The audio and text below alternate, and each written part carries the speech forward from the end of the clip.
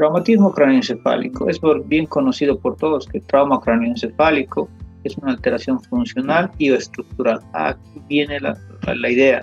¿Por qué digo funcional y o estructural? Porque no necesariamente un TEC esperen encontrar algo en lo que viene a ser la tomografía, ¿ya? Porque estructural sería eso. Veo la fractura del hueso, veo hemorragia, un acero hemorrágico, veo algo de isquemia, ¿me entiendes? Pero eso es estructural. Funcional, en muchas ocasiones se puede ver, sí. Cuando, por ejemplo, una lesión axonal difusa. ¿Cómo te das cuenta que es una lesión axonal difusa? Paciente que llega con un Glasgow bajo y sigue bajando aún y no encuentras nada en la tomografía, lesión axonal difusa. Ahora, a la par de ese tenemos otro tipo de paciente que vendría a ser, por ejemplo, paciente con un edema cerebral. Las mil y un veces que he debatido hasta con clínicos, ellos aparentemente no ven el edema que yo sí veo. Entonces, por eso alguna vez les digo a ustedes, todo paciente, hasta con un leve golpe en la cabeza, es por obviedad que va a tener edema cerebral. Es inaudito que me diga alguien que no va a tener edema. Es como cuando te golpeas tu mano, te golpeas suavemente, hay ligero edema. Te golpeas más fuerte, va a haber un edema más grande, más grande, más grande, más grande, hasta un hematoma. Misma idea en el cerebro. ¿Qué más sería importante en esto? Algo que les dije en el módulo 1. Todo paciente que tiene una edad por encima de los 30 años, acuérdense lo siguiente, 30 años para arriba, sí o sí vas a tener esa alteración. Vas a tener esa alteración que es edema. ¿Por qué? Porque quiero que tomen en cuenta esto. O sea, todos se deben acordar la famosa doctrina de Monro-Kelly, que obviamente hay un continente, hay un contenido, y por obviedad no puede entrar nada más.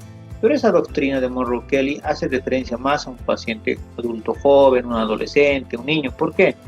Porque en esos pacientes el cerebro casi es del tamaño del cráneo, o sea, del orificio. ¿Ya? Pero, por obviedad, a partir de los 30 años, algo pasa en nuestro cerebro que va atrofiando. Y eso les dije, ¿se acuerdan? En el módulo 1, va atrofiándose. Peor si es que ustedes no se han cuidado y han bebido demasiado alcohol, han usado algún tipo de droga a sus pacientes, entonces esos pacientes van a tener una atrofia más grande. Entonces vamos a llegar a un punto de que el paciente va a tener un cráneo grande, el mismo que siempre ha tenido, y el cerebro es chiquitito, entonces se ubican como si fuera una campana, ¿no? Un péndulo ahí adentro. Entonces tú le das un pequeño golpe y va a golpear hacia todos los lados, hacia adelante, hacia atrás, hacia los lados, ¿no? Entonces, ¿va a haber edema? Sí. ¿Cómo me doy cuenta de esto? Les voy a mostrar en las tomografías, pero para que más o menos ya vayan pensándolo en su imaginación, es lo siguiente. El edema, ¿qué va a generar? Aumento del volumen estructural.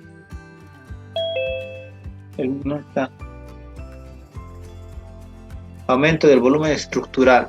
Entonces, ¿qué va a pasar? Los surcos, fisuras y circunvoluciones no van a haber.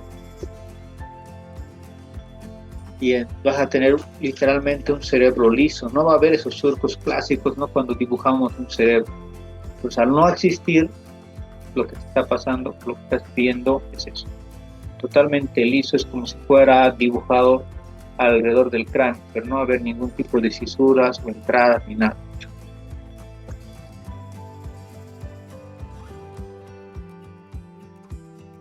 Producto de una energía ejercida directa o indirectamente sobre él. Ahora, su causa más común son los accidentes de tránsito, afectando principalmente a personas jóvenes. Ahora, aquí quiero que me entiendan algo. Generalmente te dicen de que es para, más se ven varones y jóvenes. ¿Por qué? Por lo más obvio. Yo mismo como hombre les digo, los hombres son muy imprudentes al hacer las cosas. Y peor, los hombres jóvenes. Entonces, son los que más sufren accidentes de todas las índoles, versus las mujeres que muchas veces son más cautas o precavidas. Casi es raro encontrar una mujer o que el género femenino tenga mayor cantidad de accidentes. Los varones siempre tenemos más cantidad. Y aquí, las caídas cobran importancia en los extremos de la vida. Ahora, esto también quiero que partamos por lo que yo manejo, adultos y adultos mayores mucho más. ¿Qué pasa en los adultos mayores? Como les dije que el cerebro es tan pequeñito y el cráneo se queda del mismo tamaño toda la vida, entonces queda como un péndulo, golpea. Justo debe ser cuando hace una semana y un poquito más, mi R2 me llama porque había un TEC leve según. Sí, tenía un Glasgow levemente bajo, 14, yo le calculé, pero el abuelito decía que se ha caído, una bici le ha chocado y se ha caído de su propia altura. Nadie le quería tomar tomografía, pero ya con la experiencia mía, peor que soy geriatra, es obvio que me voy a dar cuenta de que al adulto mayor hay que tenerle respeto.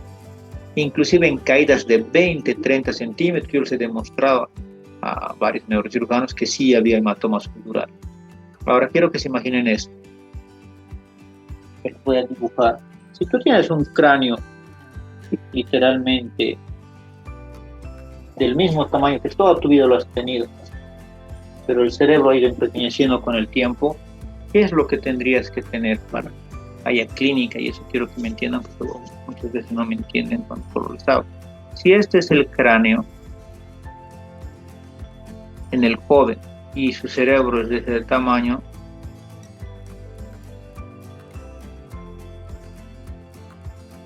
entonces vas a darte cuenta de casi el mismo tamaño. Tú le golpeas, tienes un golpe muy fuerte para generar un hematoma subdural epidural. Eso es lo que tenemos claro. En un anciano, en cambio, miren, esto es el cráneo y el cerebro es esto, bien pequeñito. Entonces, tú le generas un pequeño golpe y esto, como si fuera pues, como con las campanas, un péndulo, se va a golpear hacia todas las paredes. Este de aquí va a empezar a sangrar y ya va a ser un poquito de compresión en la meninge, es lo que duele, ¿no? Porque no duele el cerebro. Entonces va a venir tu consulta, va a venir a que le veas.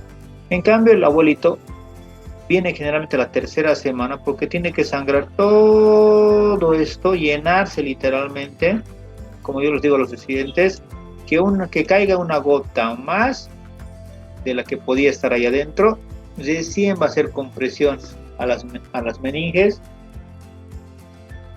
y recién va a dar clínica. ¿Me han entendido? Entonces vean la importancia que tiene. Pues a veces cuando viene un abuelito a la consulta, a la emergencia, te dice que tiene un dolor de cabeza. Tú le preguntas, ¿se ha caído? Y te va a decir tu familia, sí, hace 3 semanas. Tú dices, no importa, hace 3 semanas César. No, más bien es justamente por lo que ha venido. Tiene un hematoma subdural y ha sangrado una gotita más por presión y eso es lo que... ¿Me han entendido? Esto es el Glasgow, que ya lo saben, lo hemos visto 1000 veces ya. Pero este es el nombre que quiero que se aprendan para la vida futura. Si alguien les pregunta desde cuándo el Glasgow sirve para TEC, justamente desde mediados de los 90, cuando este autor norteamericano, apellidado Gennarelli, dijo que era la mejor forma de observar al paciente. Pero ¿se acuerdan que les mostré el otro día, cuando vimos coma, de que el Glasgow en realidad se creó por 2 médicos neurólogos, bueno, un neurólogo, un neurofisiólogo y su esposa de uno de ellos, que era una neuróloga, crearon lo que es la escala de coma de Glasgow. Pero es la absurdez más grande de que nadie se da cuenta. Si dice coma, no dice TEC, pero cuando tú le preguntas a alguien que diga la escala de coma de Glasgow, te dice TEC leve, TEC moderado, TEC grave. No tiene coherencia, ¿no? Y no tiene coherencia gracias a este personaje Gennarelli que dijo que iba a servir igual. Pero seamos honestos, no sirve igual. ¿Por qué? Porque no se ha creado para eso, no es para trauma. No es para trauma y por ende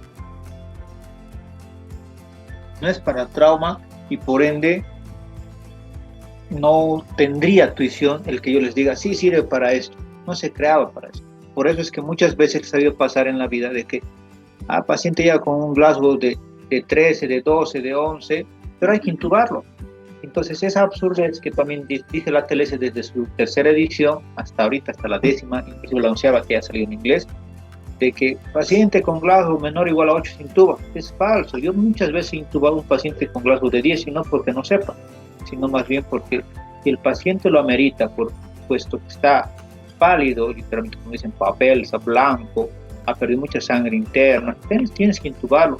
Es mejor precavir, ser precavido, prevenir complicaciones e intubar al paciente, aunque estuviera con Glasgow de 13, 14, pero sabes que lo amerita. ¿Por qué? Porque ha perdido mucha sangre y demás. Intúbalo.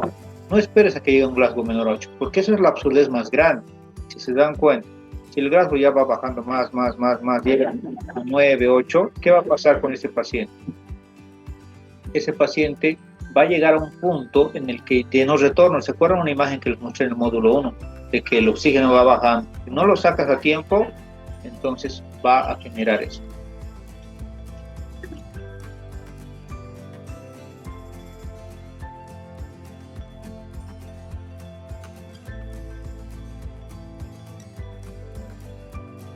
Ahora, ¿a quién pedir tomografía? La lógica. ¿A quién pedir tomografía? Hay dos scores grandes, uno canadiense y el otro el de Nueva Orleans. Son dos scores grandes que hacen diferencia a los siguientes. La edad mayor o igual a 65 años. Segundo, puntaje de la escala de Glasgow para coma, menor a 15, a las 2 horas del traumatismo. Signos de fractura de base de cráneo, sospecha de fractura de base de cráneo,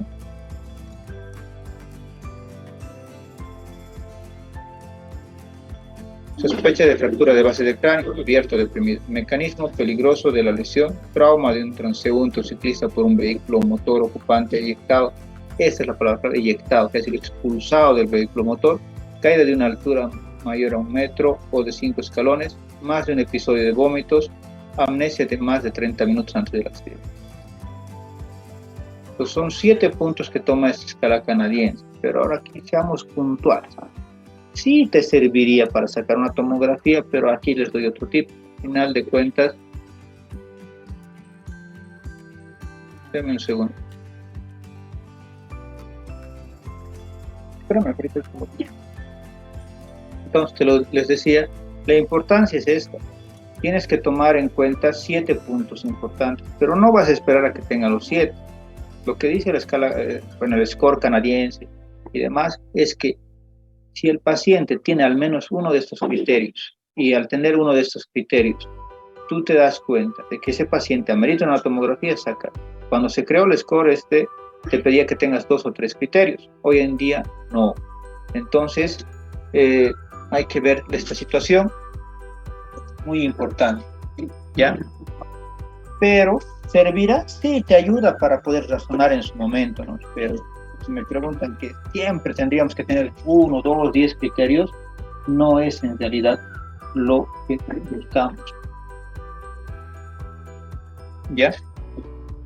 Bueno, y además, ¿qué te habla de vómitos? Ni siquiera dice vómitos explosivos, que serían los neurológicos. Imagínense un paciente que está con aliento etílico y demás, entonces tomen en cuenta esos datos. Debería tener, si quieres que sea neurológico, tendría que ser un vómito explosivo. Si fuera un vómito normal, lo puede ser por el alcoholismo y nada más. Entonces, siempre vean, no analicen al paciente como un todo. Los criterios de Nueva Orleans, que son norteamericanos, también más o menos van al mismo. Te dice, si tiene dolor de cabeza persistente o intenso, vómitos, edad mayor a 60, intoxicación por drogas o alcohol, amnesia en grado persistente, signos visibles de trauma, convulsiones, igual habría que pedirle TAC. Entonces vean esa importancia de los dos lados. Son lineamientos, y es algo que les digo desde el módulo 1. Todo esto viene a ser justamente lineamientos, guías, protocolos, pero no es un dogma. No es que sí o sí tiene que tener los 10 criterios que te dice el libro y los busques, y mientras esperas que tenga los 10 criterios, el paciente se te va a morir en tus manos. Si dudas, pídele tomografía. Pero yo me baso en varios parámetros. Por ejemplo, en ancianos, sí o sí lo voy a pedir, aunque me diga que se ha caído de 20 centímetros, lo voy a pedir, porque sé que de ellos es más lábil los vasos de la cabeza, el cerebro hace golpe contra golpe, destroza literalmente, si quieren, lesiona. Peor si me dicen que es un paciente que tenía migrañas, que tomaba ergotamina, peor todavía que el anciano por excelencia toma warfarina, ¿se acuerdan? O está farinizado. entonces va a sangrar y no va a parar, o que me diga que toma aspirina todo el tiempo. Entonces una pequeña lesión te va a generar 1000 alteraciones. Entonces tengan mucho cuidado con los ancianos. Justo, miren, les comento un último caso. Hace un mes, medio, 2 meses, llega un anciano que era conductor de un micro, que se había chocado, choque suave, digámoslo así, contra un trufi. Trajeron a todos estaban tranquilos, todos se fueron yendo, pero el anciano se quedó porque no pudo pagar, porque él tenía seguro en otro país, no sé qué, pero no pudo pagar su cuenta. Los reviso, supuestamente el otro médico que lo había visto un día antes dijo no tiene nada, se lo van a dar de alta al día siguiente. Yo, como les digo, siempre no confío en nada. Veo al paciente y el paciente, el ancianito, estaba incoherente. Según la nota del residente y del médico X anterior, pusieron una nota que decía de que es porque por ser anciano es que está incoherente. Es lo más absurdo que he escuchado. Entonces, los ancianos tengan mucho cuidado. Pregunten siempre a alguien que vive con el anciano y que te diga si era así antes.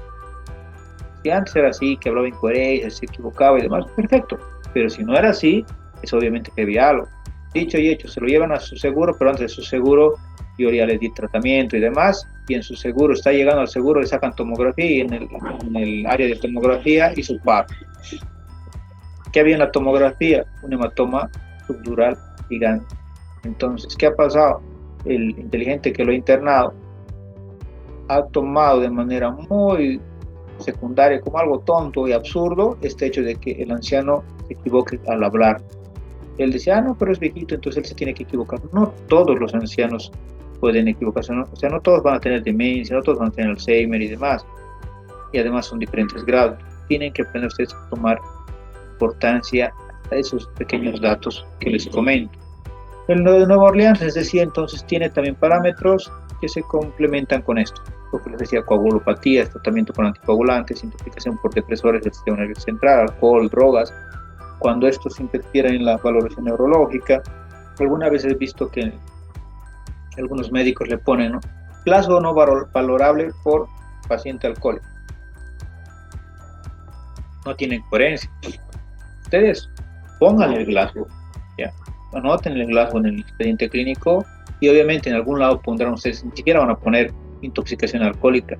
Por si acaso es ilegal que ustedes no pongan intoxicación alcohólica en un diagnóstico. Lo que sí van a tener, que acaso le han sacado alcoholemia, no le han sacado. Entonces, ¿cómo pueden saber si está con intoxicación alcohólica? ¿Qué se pone? Aliento alcohólico. Eso sí pueden poner. Ancianos incapacitados, antecedentes neuroquirúrgicos cerebrales, pacientes con demencia, pacientes epilépticos en estado postcrítico o epilepsia postraumática. Entonces, vean a quiénes vamos a pedir. Todo paciente que les diga que ha convulsionado en la calle, pero también tengan mucho cuidado, porque la mayoría que hace, no, ya le conozco, siempre convulsiona y no le saca nada. Este hecho de que convulsione, les decía, que vamos a verlo mañana, este hecho que haya convulsionado al paciente es lo peor, porque si le has dejado convulsionar, peor todavía en el hospital, es hasta demandable. Se supone que no debería convulsionar. Cada convulsión está golpeando tu cerebro contra el cráneo, va a generar más focos de convulsión. Entonces la lógica es frenar lo antes posible. Vas y le pinchas y músculo en deltoides, glúteo, donde lo que te quede más cerca, le pinchas diazepam para que ceda lo antes posible y saquemos tomografía. Sí o sí tomografía para ver en su episodio porque que te lo han traído, que se ha golpeado, tal vez está sangrando, tal vez tiene hematoma epidural, subdural. Muy importante que ustedes vean eso. Entonces, ¿qué es lo que dice el libro de la telesis? Se los puse aquí. Glasgow menor a 8, después de RCP, inclusive antes. ¿Qué te habla? Que se intube, ¿no ven? Taja normal, presencia de hematomas, contusiones, edema o borramiento de cisternas basales. Vamos a ver cómo signos neurológicos de lesión y o herniación. Traumatismo cráneoencefálico es la principal causa de muerte en los pacientes menores de 40 años. Tienen una alta tasa de mortalidad, oscila entre los 11 y 16 por 100.000 habitantes por año. La mortalidad ronda el 30% en los centros especializados en trauma.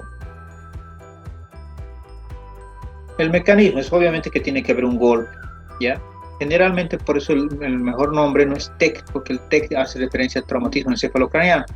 Es raro si se ponen a pensar que primero se golpea el encéfalo. La lógica es que se golpea primero el cráneo y luego el encéfalo. Por ejemplo, hay golpe contra golpe, ¿no? Es,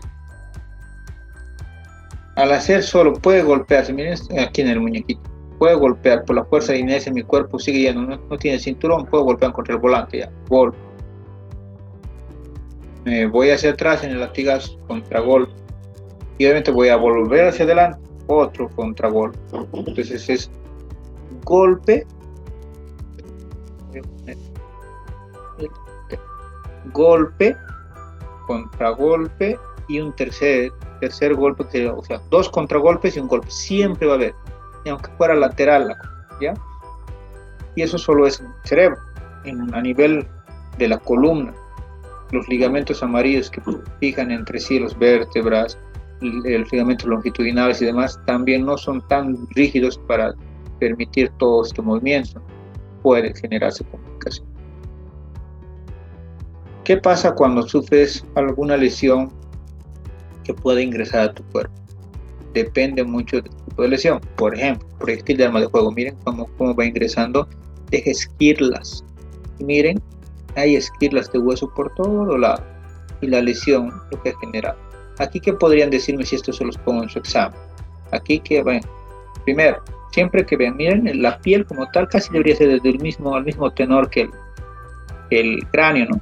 No debería verse. Miren acá, si logran ver, esto hace referencia a lo que llaman ustedes vulgarmente los chinchones, ¿no? Esos chinchones que tenemos serían hematomas subgaleales. Pues aquí hay un hematoma subgaleal por donde ha ingresado, ¿no? Hay hematoma intraparenquimatoso, está por dentro del cerebro, ¿no? Intraparenquimatoso, ¿en dónde? Este es el lado derecho, este es el lado izquierdo, entonces en lóbulos parietales de ambos hemisferios. Podrían describir de esa manera. Miren que hay un halo isquémico, ¿notan? Alrededor, siempre describan. Además es obvio que hay edema. Notan aquí, donde ven surcos y convulsiones no se ve nada. ¿Qué significa? Que ha sido tanto el daño que todo el cerebro ya está edematizado. ¿Qué otra cosa podrían describir acá? Hay hemorragia, sí. Intraventricular también, ¿notan que está dentro de los ventrículos? Y aparte las esquirlas de hueso que está en el lóbulo, más que nada en el lóbulo parietal del lado derecho, ¿no? Entonces, con esas descripciones en su examen, por si acaso el día jueves, voy a preguntarles en algunas tomografías que me digan, describa las lesiones que ustedes están viendo. Ya para ayudarles, siempre va a haber edema, por si acaso. Asimismo, otra pregunta puede ser del diagnóstico, muy diferente, ¿no? Entonces, cuando les diga, describa las lesiones, escriben como ahorita. Les dijera el del diagnóstico, yo les diría aquí, ¿qué pondrían? Por obviedad, es un traumatismo craneoencefálico, ya. No puedo decirles por qué causa, porque no me han mostrado el resto de fotitos, solo la tomografía. ¿Y qué más le pondrían como diagnóstico? Con un hematoma intraparenquimatoso que toma ambos hemisferios, hemorragia intraventricular, edema cerebral generalizado y cuerpos extraños dentro del parénquima cerebral. Nada más, terminó la historia. Y si ven estas imágenes de aquí, hematoma subgaleal bilateral biparietal. ¿No ven?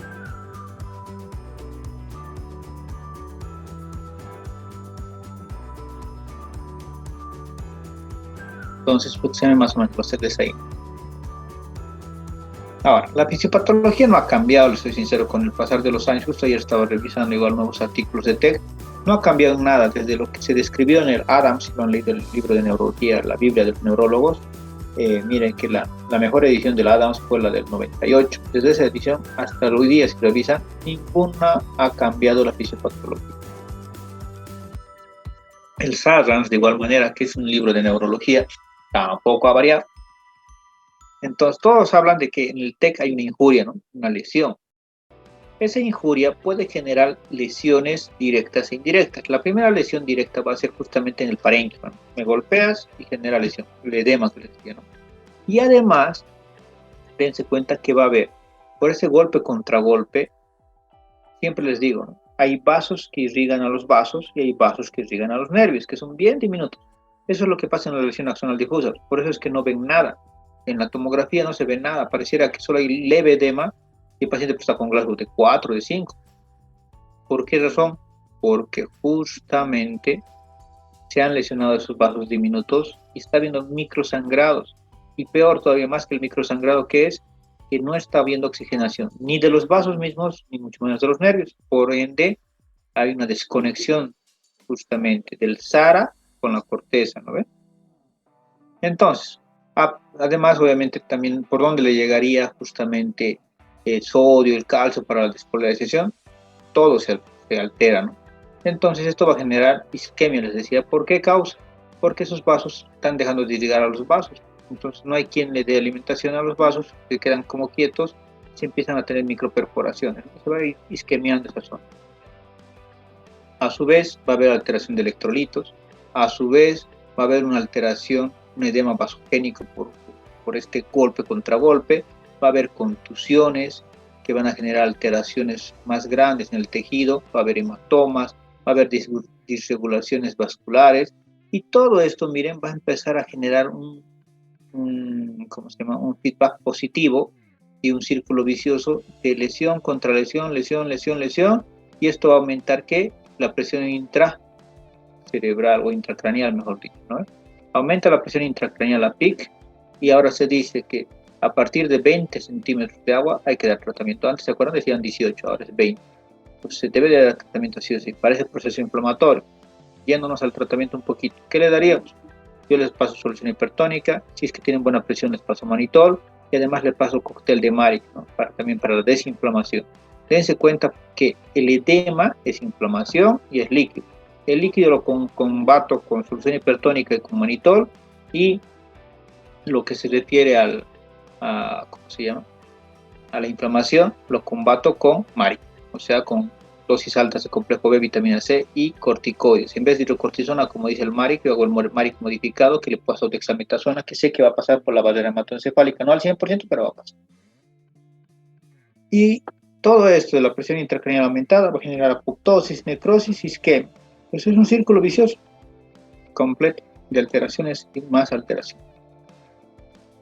Es obvio lo que siempre hablamos, ¿no? El ciclo de Krebs se va a alterar y obviamente se va a formar más lactato, más ácido láctico. Al no haber ATP por el Krebs alterado, obviamente no va a funcionar las bombas sodio-potasio ATPasa, entonces las células se van a quedar con su sodio, no va a entrar el potasio, y lo que va a causar es ese sodio que se está quedando, va a traccionar líquido de los vasos, se va a edematizar, más edema cerebral todavía.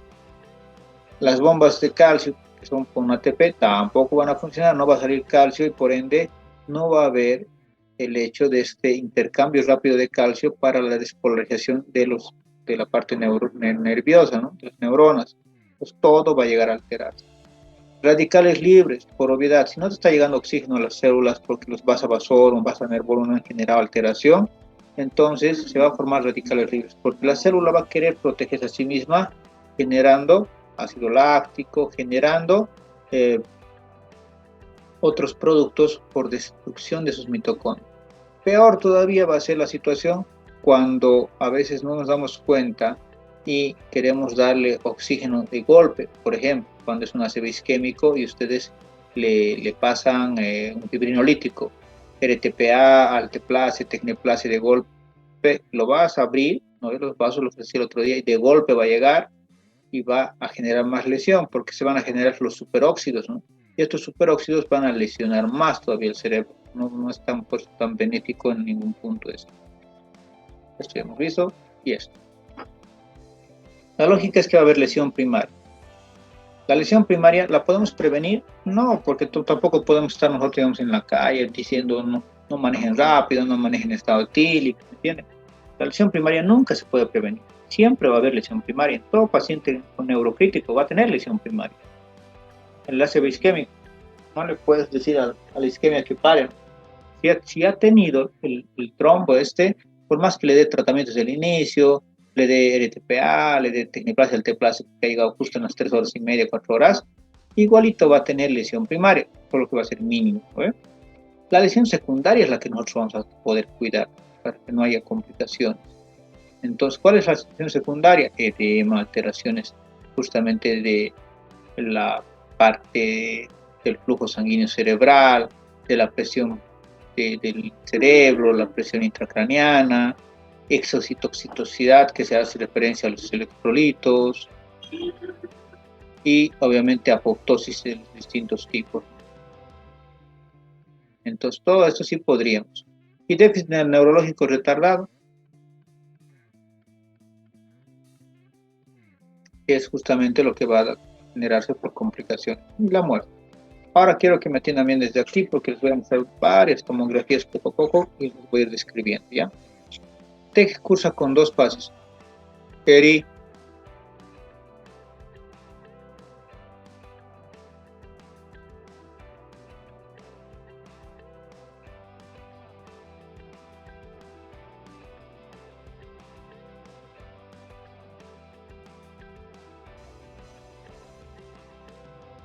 Ya, les decía entonces, el TEC cursa con 2 fases. La primera debido al impacto, ¿no? Lo que decía la siempre. La primera que tiene que ver con el impacto directo, ¿no? Puede haber fracturas, contusiones, hemorragias, subarachnoideas, hematomas intracraneales. Entonces, ¿qué es lo que podemos hacer en esta parte?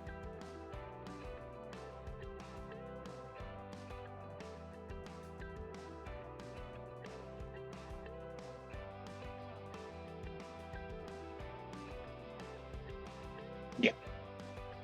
Primero, partamos por el tipo de lesiones que hay acá. Aquí he sufrido el golpe aquí, ¿no? En la región parietal del lado izquierdo, ¿no? El hueso está deprimido.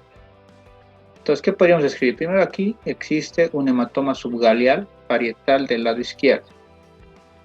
Aquí están viendo aire, ¿no? Lo obvio, ha ingresado aire. ¿Qué otra cosa podríamos escribir? Que aquí hay una fractura del hueso parietal. Miren los tabloides, ese es el tabloide interno, tabloide externo. Cuando el tabloide de esta parte que se ha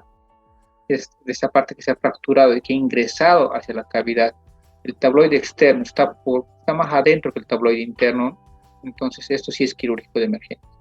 Si no estuviera ingresado de esa manera, entonces no es una emergencia y es más estético, si quieren saber. Hematoma subdural. Ahora tienen que aprender a darme el diagnóstico correcto. ¿Dónde está? Miren desde dónde está veniendo, desde aquí.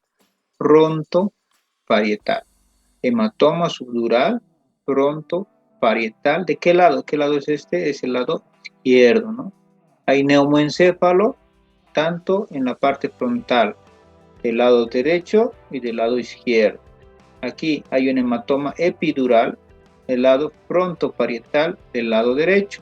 Y además aquí hay contusiones frontales en el lado izquierdo. Ahora, por obviedad, en este caso, tantas lesiones que están viendo, hay edema cerebral perilesionales e incluso yo me animaría a poner como diagnóstico, si fuera yo el del examen, les pondría edema cerebral perilesional y edema cerebral generalizado a descartar, porque lo más seguro es que hay edema. Y no se olviden también otro, los halos de isquemia. ¿Notan? Aquí hay isquemia, isquemia, isquemia, isquemia. Ese grado de compresión está generando isquemia del tejido más circundante. Por eso les decía, siempre van a encontrar edema y en algunos casos, cuando ya está mucho tiempo ese edema, está generando isquemia. A ver. Entonces hay neumoencefalograma. A ver, si alguien tiene alguna pregunta, pregunten, doctor. El examen va a ser similar. A ver, Asper. Algo que quieras, algo que no te haya quedado claro de esta parte, alguna lesión que no hayas visto, que te lo muestre. Conocedor, buen día. No he entendido esa parte del aire epidural. ¿Perdón? Sobre neumo. Ya. Esa partecita, por favor. Aquí está el neumoencéfalo. ¿Ven? La lógica es que el blanco es el hueso. Este es el sangrado casi blanco como el hueso. Esto es de escala de grises y viene a ser la parte del cerebro. Pero este que es negro, negro, no puede existir nada tan negro. Y eso negro es aire. Es como el aire de aquí. Pues totalmente negro. Esto es neumoencéfalo, neumoencéfalo, neumoencéfalo, neumoencéfalo, neumoencéfalo, neumoencéfalo. Si les pusiera en la parte del caso clínico una placa como estas, ¿qué le van a dar? Para el neumoencéfalo, ¿se acuerdan que aumentábamos metronidazol, ¿no? Porque es obvio que han entrado anaerobios. Lo demás, lo mismo, solución hipertónica, Maric, manitol, si la presión está bien. Ahora, si te la quieres jugar, si sabes que nadie si no hay neurocirujanos donde estás, y tienes que referirlo, pero no hay ni quien te reciba ahorita la referencia, porque todos los hospitales están ocupados y te lo vas a quedar buenas horas. ¿Qué haría yo? Le pongo vía central, le inicio aminas, ya, 0,1 gamas, una nora, ya, inicio, y ¿qué voy a hacer? Voy a aumentar un poquito la presión y me lo voy a jugar con solución hipertónica y toques de manitol, 100 ml de manitol cada 8. Vas a dejarlo tan bien al paciente de que cuando venga el neuro va a ser tan fácil su cirugía. ¿Por qué? Porque ya no va a haber estos salos de isquemia, ya no van a crecer. ¿Me entienden? Siempre vean ese punto. A ver, Asbel, ya que te he preguntado, dime en esta, ¿qué ves?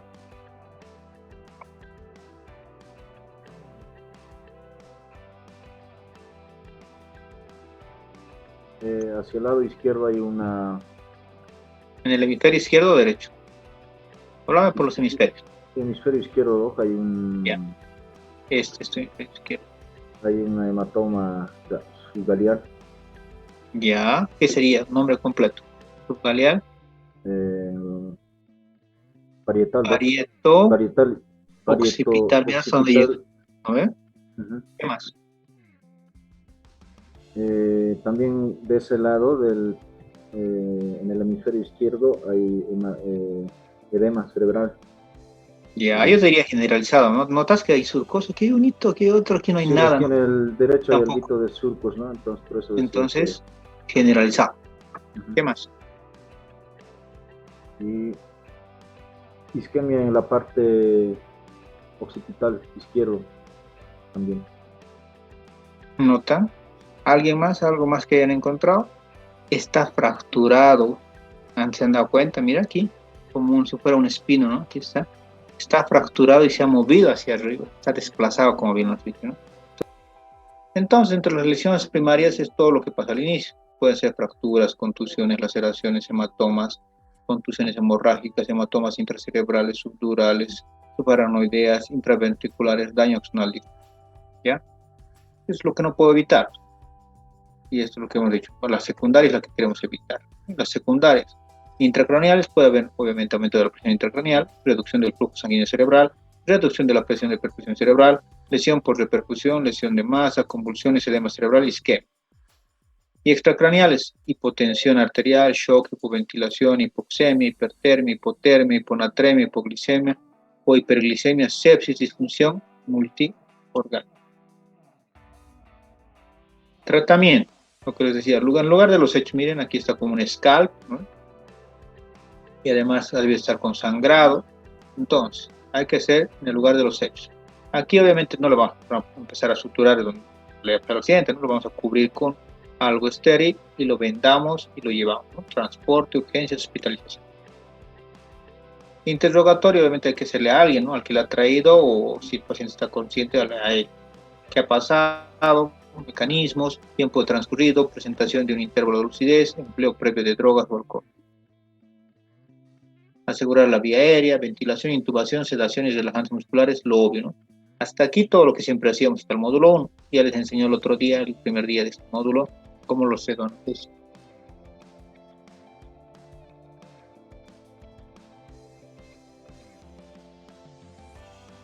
¿Entendido? Entonces hay que hacer eso. Monitorizarlo, obviamente, estudios de laboratorio, todo lo que hemos visto el otro día, ¿se acuerdan? En indicaciones para un neurocrítico, estudios de gabinete, radiografías, tomografías, resonancia, solo si sospechas de una lesión axonal. ¿Cuándo? Cuando el Glasgow no tiene que ver con la clínica. Obviamente, sintomatología, si está consciente, lo primero que te va a decir es cefalea. Puede tener náuseas o vómitos, hemiparesis, hemiplegias, alteraciones del estado de alerta, crisis convulsivas, midriasis con fijación pupilar. Quiero que vean esta imagen, bien clásica, ¿no? Es por obviedad que tiene anisocoria, se dan cuenta, hacia el lado izquierdo. Pero aquí, ¿qué ven? A ver, vamos a ver si están atentos. Byron, ¿qué ves en esta imagen? ¿Qué está mal? ¿Qué todo lo que han debido hacer? Porque es una foto que he sacado hace años de un paciente para mostrar justamente a los enfermos. Hola, Doc, buen día. Me pregunta, ¿qué está mal? Sí, ¿qué está mal en esta imagen? Bueno, no tiene cuello cervical. ¿Cómo sabes? Acá se ve. Muy y la exagerado. sonda. Eso, la Y la sonda. ¿no? ¿Cómo le van a Fractura. poner una sonda nasogástrica? ¿Se han Sí, dado eso es. cuenta? Ujú. Esto ya es sacrilegio, pues hasta demandable, ¿no ve? Han visto ahí una tomografía que el año pasado circuló por el Face, que no la rescaté, me fue y no la guardé, donde la sonda se veía, ¿no?, en su cerebro. Y he visto una igualita de este paciente en el viejo, porque no sé qué ha hecho el interno, que no entendió a nadie, tampoco se dieron cuenta a nadie, que empezó a empujar, y salía un líquido claro, pues, y él creyó que estaba en el estómago. Pero ¿qué es lo obvio que debía haber hecho? Pues lo boren, ¿no? No ha puesto ese jeringazo que digo yo, para escucharlo en el epigacio, ¿no? Pues cometen mil errores. Aquí, en cambio, están viendo miriasis, miosis. Aquí vamos a hacer un poquito de una pausa. Quiero que se acuerden lo siguiente. A ver, vamos a dibujar. Más o menos así estuviese el cráneo y la nariz. Tienen que aprender a dividirme la base del cráneo en tres partes, ¿no? La base que estaría aquí.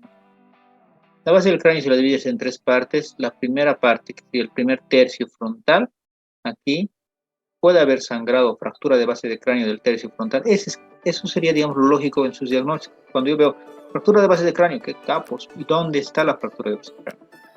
Si es frontal, van a tener esto, pues el signo de los ojos de mapache, ¿no?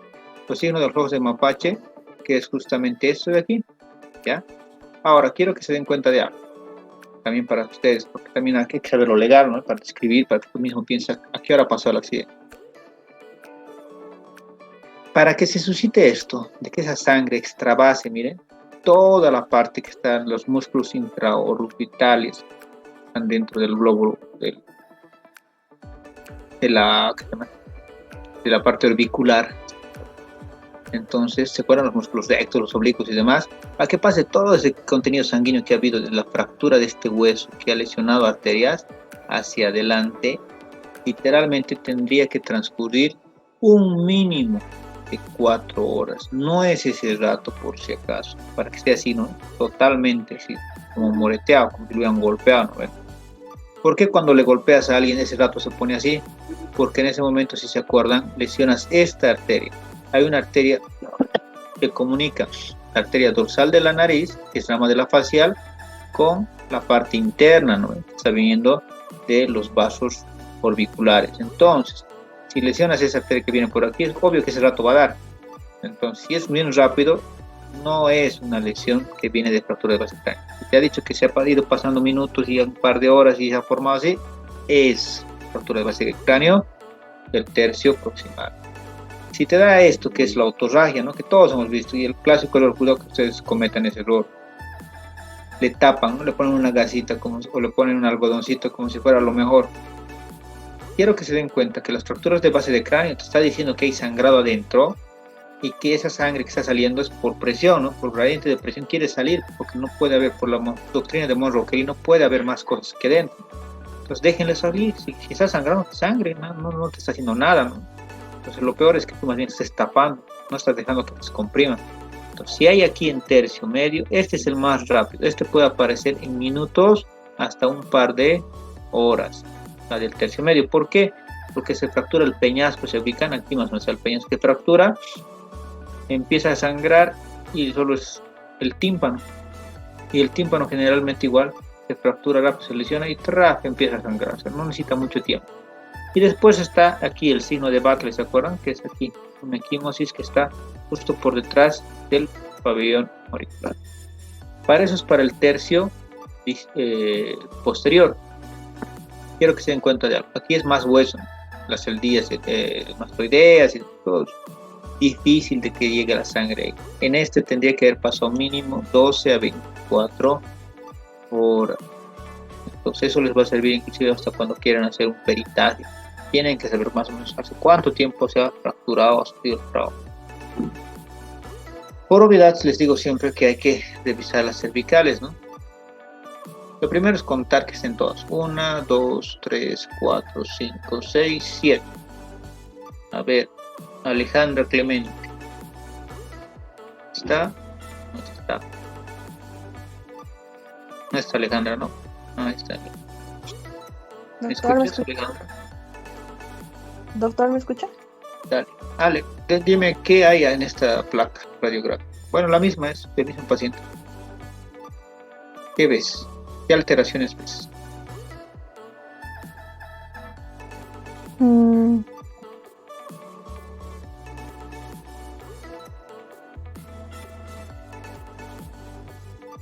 Vamos, ¿verdad? Fracturado Ya, pero o contanos. tratado de la cervical, a ver. 1, 2, 3. Las 6, la sexta. Ya, ¿y qué más?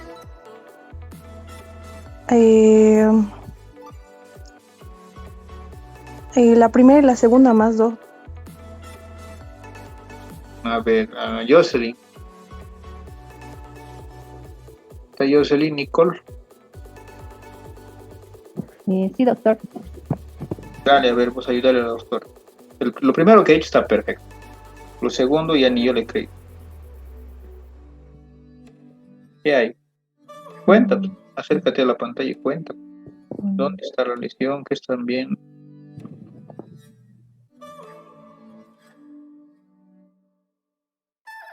En la segunda yo veo una fractura. Bueno, o en la primera y en la segunda hay como... ¿Cómo es alguien? ¿Están de acuerdo los demás? Hay fracturas en la primera y la segunda.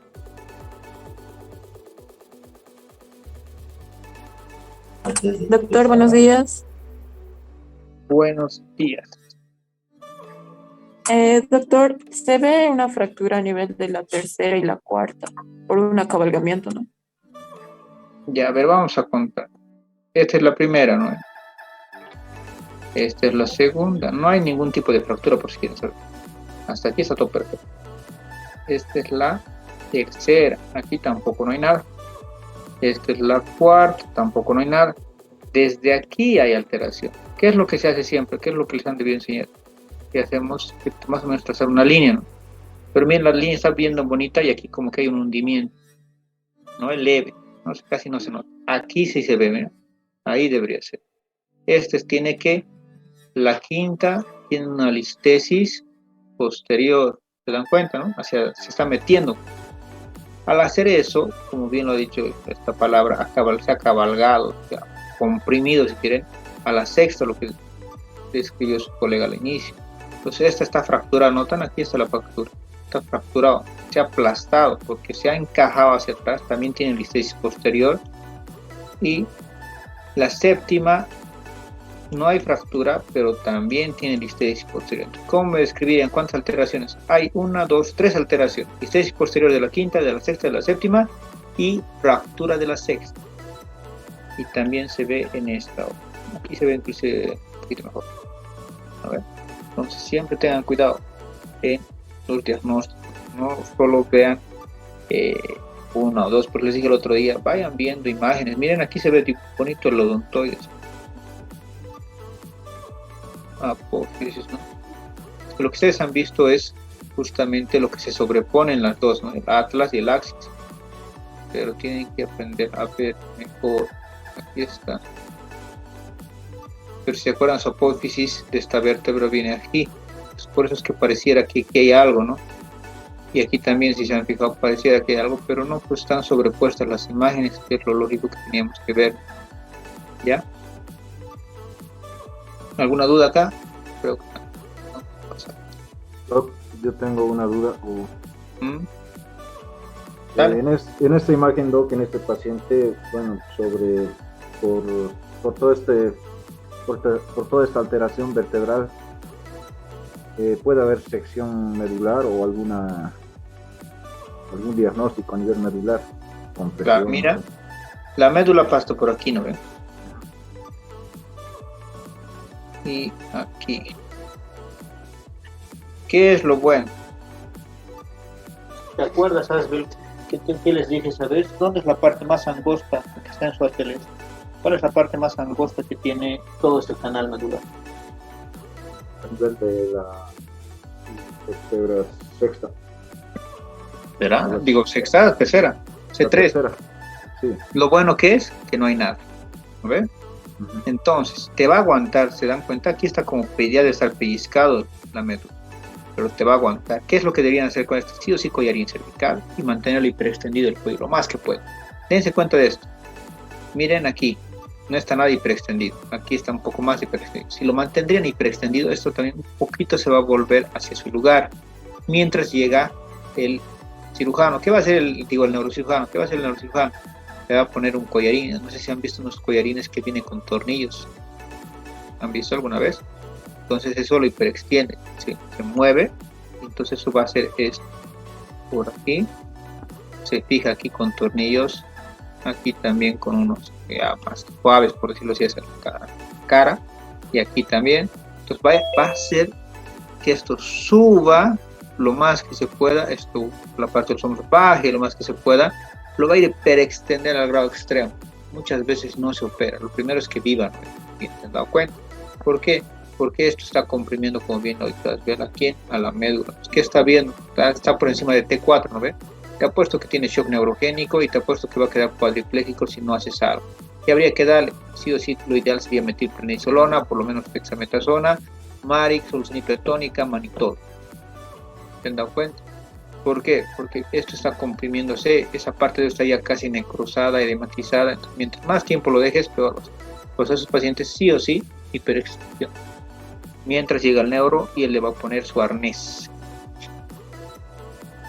Con los años se fueron dando cuenta de que había que crear justamente una clasificación y el 2007 sale esta que hasta el día de hoy no ha cambiado, que es el Traumatic Coma Data Bank, que habla de lesiones de tipo 1, que están por fuera del cráneo. Se fijan, esto es un hematoma subvaler frontal.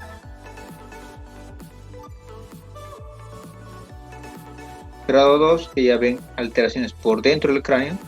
Si se fijan, ¿qué están viendo aquí? Sería un hematoma subdural, ¿no? Hay edema.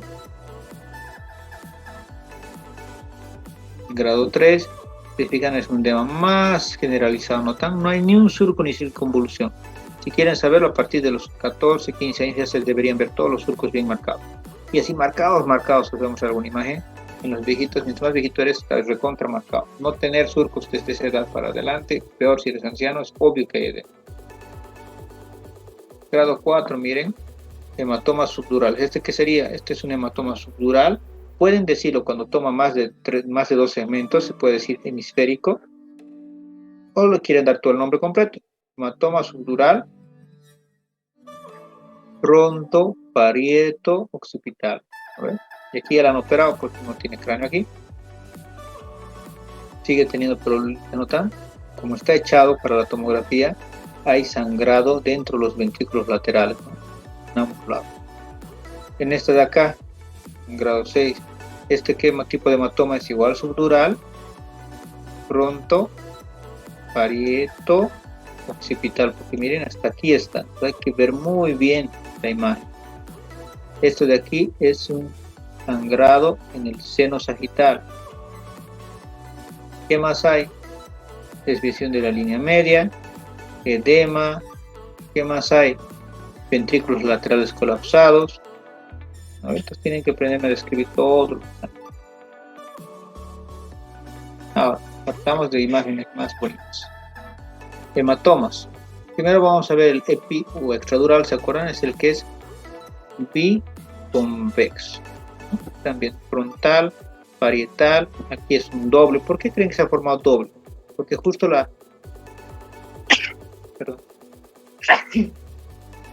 justo la tomografía ha captado el corte en este paciente donde había un hematoma subdural alto y uno más bajo, ¿no? Por eso es que se ha tomado esa forma. Cualquiera me diría, ¿por qué no ha tomado así? Pues es que ha hecho eso, ¿no? Entonces aquí quieren describirlo, esto sería un hematoma epidural frontoparietal y un hematoma epidural parietal. No llega al occipital, ¿no? Inclusive tiene algo de isquemia, se fijan, por casi todo el cerebro, mucho tiempo lo han dejado. Aquí es solo un epidural, aquí es también un epidural, pero este es posterior, ¿no? Es occipital, es bien bajo, casi un poquito más alto que el cerebelo, tal vez ha tocado el cerebelo. Aquí igual.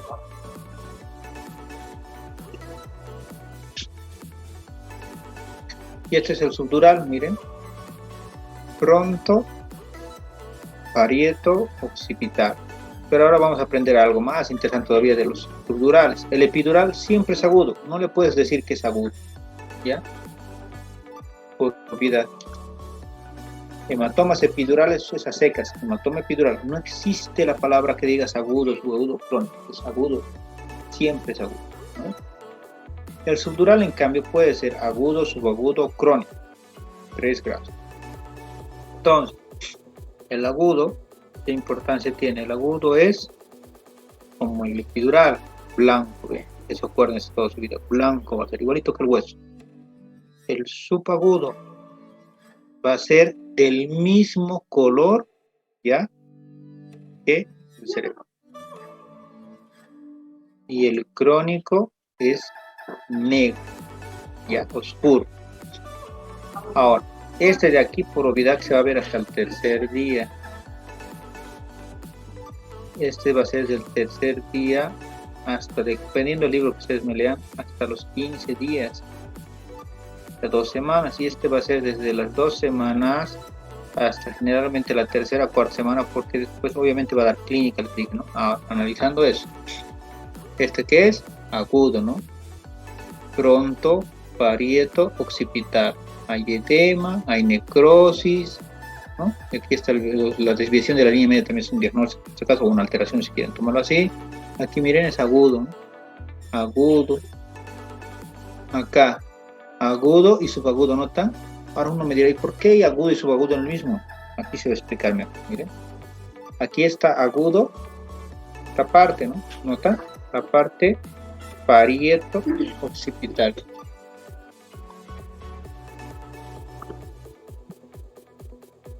¿Por qué creen que tiene esa concepción de ser o tener eso?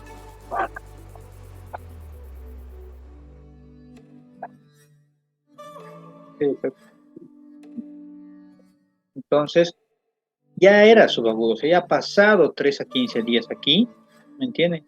Por eso, miren, está casi del mismo color del cerebro, ¿no? No está tan oscuro como un crónico. Esta parte peor todavía está. Si ahorita yo se los tapara todo esto de aquí para abajo, les apuesto que no se darían cuenta que esto es cerebro o es sangre. Es subagudo, pues el mismo color, ¿no ven? Pero, ¿qué ha pasado? Ha vuelto a sangrar. Por algún motivo ha vuelto a sangrar. ¿Entienden? Lo mismo aquí. Entonces, ¿cómo describiría? Se describe de la siguiente manera. Por ejemplo. Este es un hematoma subdural hemisférico del izquierdo, o pueden decir pronto parieto occipital izquierdo con componente subagudo en su tercio proximal y agudo en sus 2 tercios, proximal anterior y subagudo y agudo en sus 2 tercios posteriores. ¿Me han entendido? Aquí igual notan agudo, esto es subagudo y esto ya es crónico. Esto tiene los 3 componentes. Aquí notan, miren esto. Esto de aquí agudo y esto de aquí es subagudo. ¿Me han entendido? Esa particular nunca la vi. Aquí inclusive lo que hace rato me preguntaban ustedes, aquí neumoencéfalo, ¿ven? Aparte. Mucho ojo, cuidado que se equivocan en su examen, entonces vean bien. Este de aquí, hematoma subdural, agudo, y miren aquí ese sangrado, ¿notan? Está siguiendo el surco, ¿no ve? ¿Qué sería? Hemorragia subaracnoidea. Y este de aquí, subdural. ¿Me han entendido?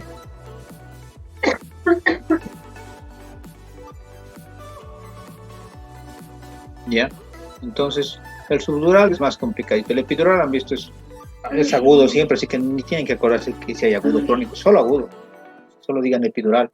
El subdural, en cambio, siempre tienen que decir que es agudo, es subagudo, es crónico, si no...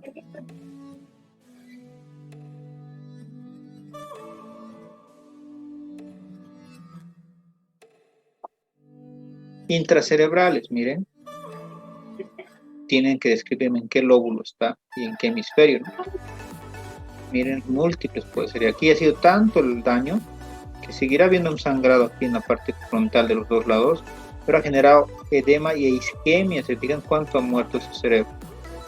aquí es un epidural, aquí es un intracerebral frontoparietal del lado izquierdo, aquí es múltiple, ¿no? Cuando ven en lo menos cercanos aquí a la corteza, en frente frontales, son contusiones. Las contusiones hacen referencia a que hay un daño estructural visible. Yo me acuerdo cuando dice contusiones con T, hay lesión en tejido.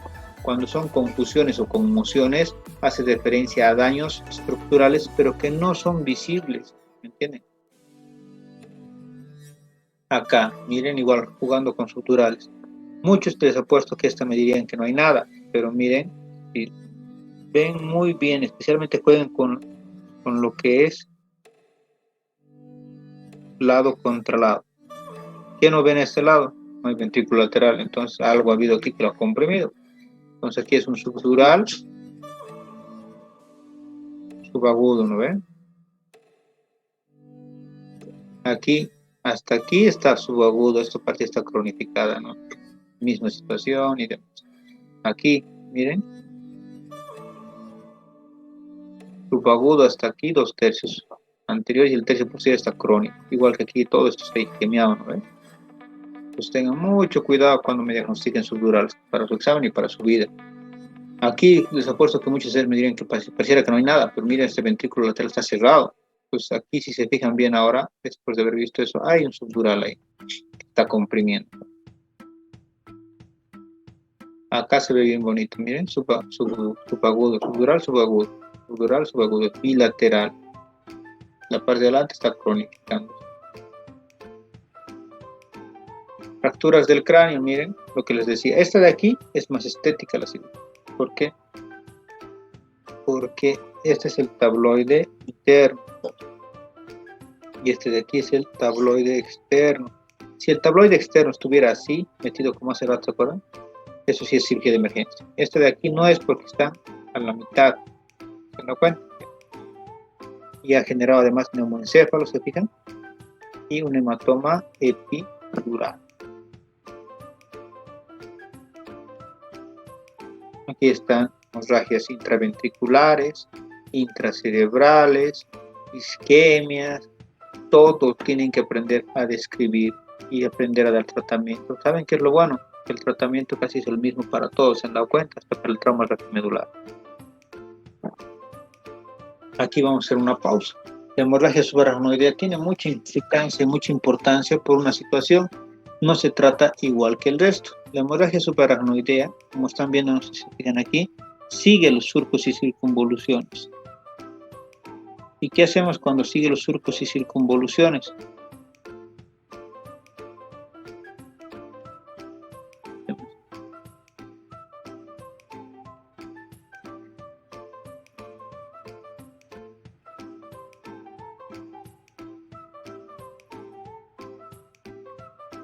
Ya, perdón.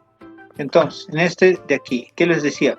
Partamos por la clínica para empezar. Clínica va a tener rigidez del cuello. Cuando tiene rigidez del cuello, ¿en qué pensamos todos? Síndrome meningio, ¿no? ¿Qué cosa?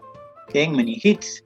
Pero estos pacientes, si se acuerdan cuando les di el algoritmo de cefalea, no van a tener fiebre, no va a tener ningún antecedente de que haya tenido algún tipo de infección y que haya ascendido. Entonces, tomografía, no le hagan PL. Si ustedes le hacen PL, lo van a enclavar. ¿Cómo se dan cuenta que es una hemorragia subaracnoidea? Le han pedido tomografía. Sangrado alrededor, tronco y también algunos surcos y cisuras. Puede ser solo tronco. Noten que está generando compresión, ¿se dan cuenta? Ahora, ¿qué se hace con estos pacientes? Tratamiento, lo de siempre, para la parte del edema y demás, pero se da bloqueadores de los canales de calcio. Inicias con amlodipino, ¿ya? Porque quieres que baje la presión, pero si le darías furo o algo, va a generarte complicaciones. Entonces el amlodipino se da justamente, si se acuerdan, de 5 de 10 miligramos. Yo les pongo sublingual, se los muelo y les pongo sublingual y va muy bien, ¿ya? Bajamos la presión. Pero ¿qué tiene de importancia los bloqueantes de los canales de calcio? Que va a secuestrar líquido, ¿dónde? En la parte esplácnica, ¿ya? Pero no está perdiendo líquido. Ese es el truco que tienen que aprender con la hemorragia subaracnoidea. Es secuestrar el líquido, pero que lo voy a tener guardado. Y cuando lo necesite, dejo de darle el bloqueante de canales de calcio y lo va a liberar. Ya cuando le hayas dado la primera dosis de amlodipino, te la juegas con nimodipino. El nimodipino viene de 30 a 60 miligramos. Le van a pasar generalmente 30 cada 6 o 60 cada 8. ¿Ya? Mucho depende de su presión también. Pero esta hemorragia subaracnoidea ha sangrado por presión arterial alta. Aquí tenemos igual, miren, hemorragia subaracnoidea, ¿notan cómo sigue? Todos los surcos de circunvoluciones. Aquí igual, ¿notan? Aquí de igual manera. Aquí igual. Entonces, solo es darte cuenta que siga surcos circunvoluciones, es hemorragia subaracnoidea. Ya la secuencia, obviamente, hay que hacer siempre un triaje, el ABCDE, tratamiento específico. La hora de oro, hora de plata, hora de bronce. Antes de entender esto, miren que se ha creado el 2003. Aquí hacían referencia en ese entonces. Hacían referencia a que la hora de oro no se habla de una hora. Todo el mundo malentiende y dice, entonces tengo 60 minutos. No es 60 minutos, sino es que hace referencia a que hay que hacerlo rápido. La hora de plata, ya digamos que es un té leve, moderado, que no hay que ser tan rápidos con las cosas, ¿no? Pero en la hora de oro es cuando es un té grave, neurocrítico que hay que variar. Y la hora de bronce es una conmoción, una confusión que se ha golpeado, pero ni siquiera su Glasgow ha bajado, está con Glasgow de 5.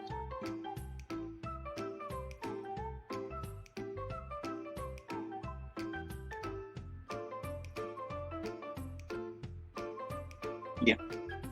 Entonces el tratamiento se basa fundamentalmente en atención adecuada en el lugar del incidente y durante el transporte, protocolos de manejo en la UCI, uso adecuado y precoz de la cirugía, control o atenuación de los mecanismos de lesión secundaria. ¿Qué más hacer? Entonces, aquí nos jugamos siempre con la presión arterial y la oxigenación. Traten de que, si es sangrado, si saben que es un ACV hemorrágico, la presión, la PAM, no la suban tan rápido. Siempre les digo, en la emergencia nos manejamos con 55. 65 es para el cirujano en quirófano o para el terapista en terapia intensiva. La terapia hiperosmolar, ya les he hablado. Justamente les voy a mandar un cuadrito al grupo de WhatsApp para que ustedes mismos lo vean, pero hoy en día nos basamos de subir de ese 0,9% que es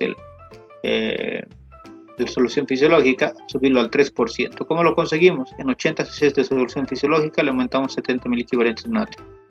Podemos dar monitor justamente, pero nunca pasarse de 300 ml a chorro o stat, como quieran llamarlo, y luego 100 cada 8, puede ser hasta 100 cada 6 en el peor de los casos, pero un paciente con muy buena presión. Menos o más veces que eso, no, va a ir muy mal, se va a hipotensar y se va a ir. Solución hipertónica pueden poner hasta cada 4 horas. La hipotermia, miren que por años se habló que al igual que el corazón, el paciente con neurocrítico necesitaba estar frío. Hoy en día sabe que no, más bien se han muerto más pacientes neurocríticos. La de los antibióticos, ya les he dicho, ceftriaxona es de los mejores, que son baratos, accesibles y lo podemos pasar justamente al paciente en todo momento. Y si ves neumoencéfalo, metro. Pero si tiene otras complicaciones, entonces puedes aumentar antibióticos para los otros lugares igual. Profilaxis de la trombosis, ya les he dicho, esto del vendaje ya no sirve, ya es anticuado.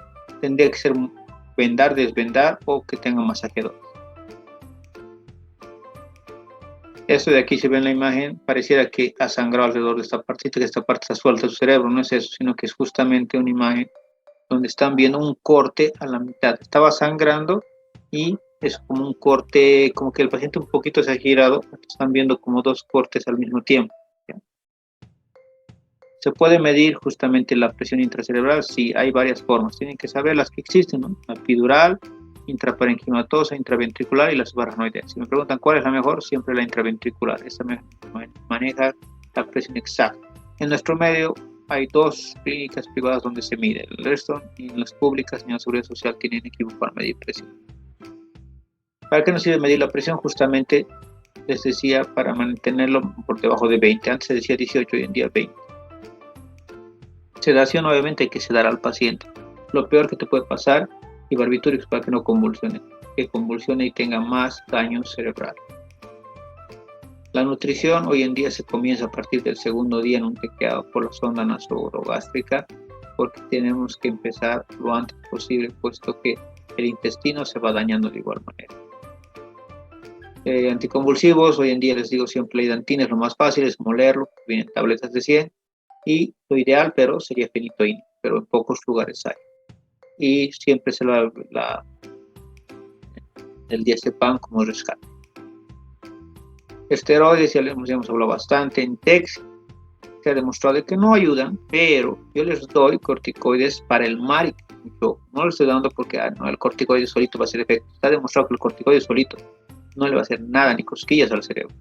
Pero con el cóctel de MARIC, que es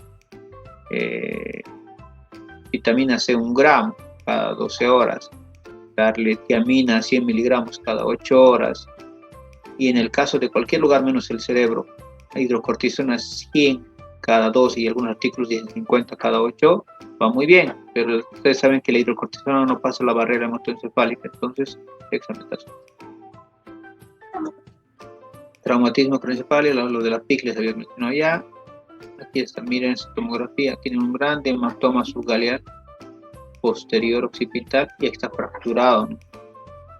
Aquí miren, múltiples contusiones, hemorragia subaracnoidea, algo ha penetrado, puede ser un proyectil de arma de fuego, una varilla, algo ha lesionado. Otro, la posición semisentada, esto es lo que les decía de la PIC, ¿no? ¿Cómo mejoramos? Y lo básico que tenemos en todo lado, posición semipolar, subirle la cabecera, sulfina hipertónica y oxígeno. Tratamiento quirúrgico puede hacerse craniotomías descompresivas, ¿no? Pero eso lo va a hacer el neuro, ni siquiera vamos a hacer nosotros. Ahí vemos un gran hematoma estructural. Miren cómo está generando isquemia, ¿no? Con el pasar de las horas está bien, no haces nada y seguirás matando cerebro. Hemorragia subaracnoidea, miren cómo sigue las circunvoluciones. Intraparenquimatosas, contusiones frontales, parietales, hematoma epidural,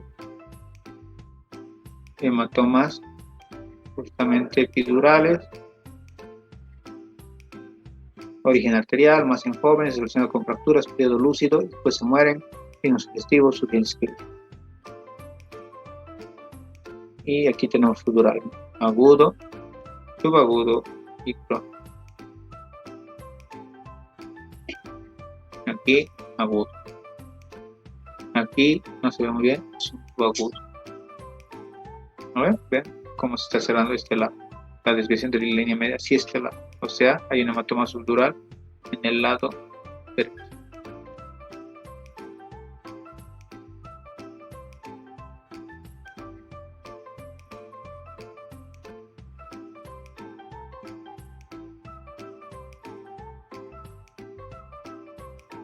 Bueno, ya terminando. El subdural es origen venoso, más en adultos mayores, no es relacionado a fracturas, no hay ese periodo lúcido, como en el epidural, que estamos bien, tranquilos, entramos a la emergencia, nos queremos ir inclusive, y si no te has dado cuenta, te va a morir. En este no, tienes chance. ¿Por qué? Porque tiene que sangrar demasiado como es venoso, y se sangra más lento para darte el. Ahí se ven, vean, subdural. Esto acaba. Y intraparenquimatosos, estos son edemas cerebrales, miren cómo genera complicaciones, miren cómo de no tener nada de un segundo.